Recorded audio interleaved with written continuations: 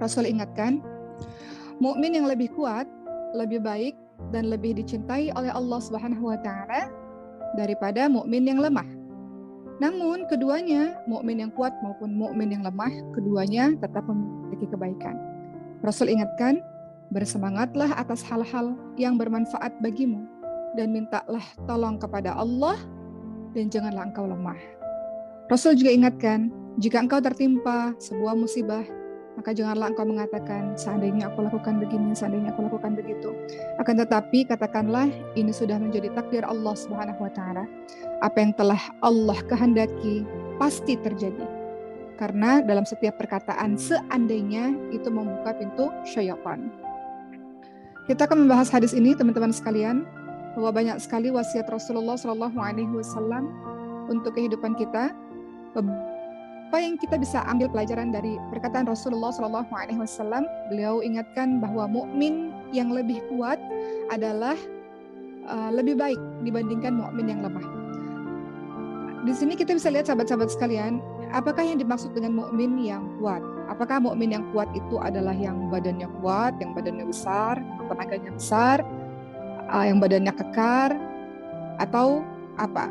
Atau apakah mukmin yang lemah berarti yang badannya ringkih dan sebagainya?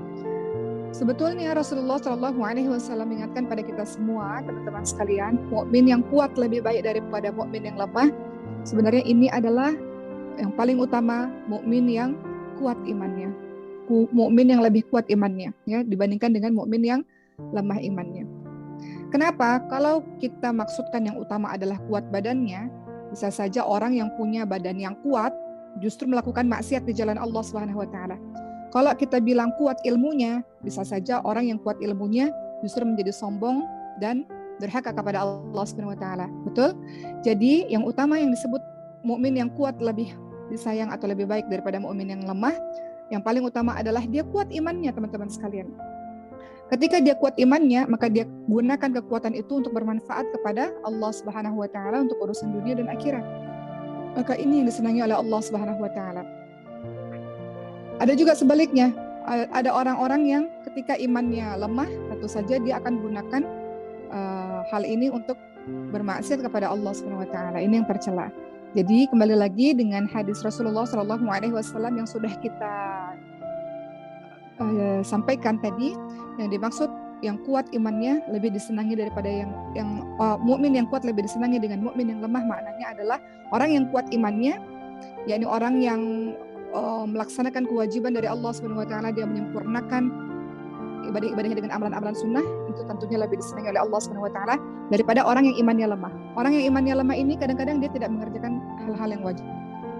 Kadang-kadang dia masih melakukan perkara-perkara yang haram. Nah, inilah orang-orang yang tidak disenangi oleh Allah Subhanahu wa taala.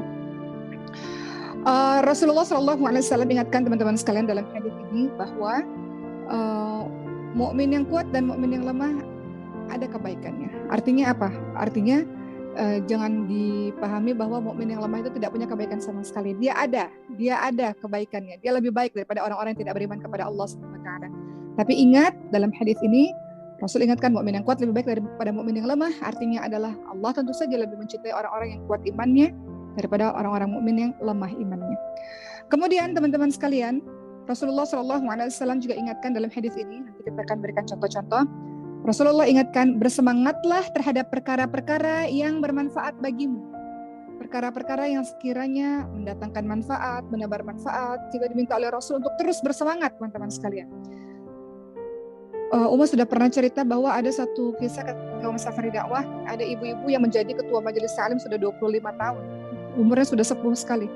Ketika Uma tanya, kenapa Bu kok semangat sekali jadi ketua majelis taklim? Kata beliau, saya dipilih terus, tapi saya bahagia karena saya mengerjakan hal yang bermanfaat. Setiap hari penuh dengan manfaat, mengurusi umat, mengurusi orang lain, menyelenggarakan pengajian-pengajian. Kata beliau, saya bersemangat katanya. Setiap amal soleh itu saya bersemangat. Maka beliau telah melakukan pesan Rasulullah SAW untuk bersemangat terhadap perkara-perkara yang bermanfaat. Ya.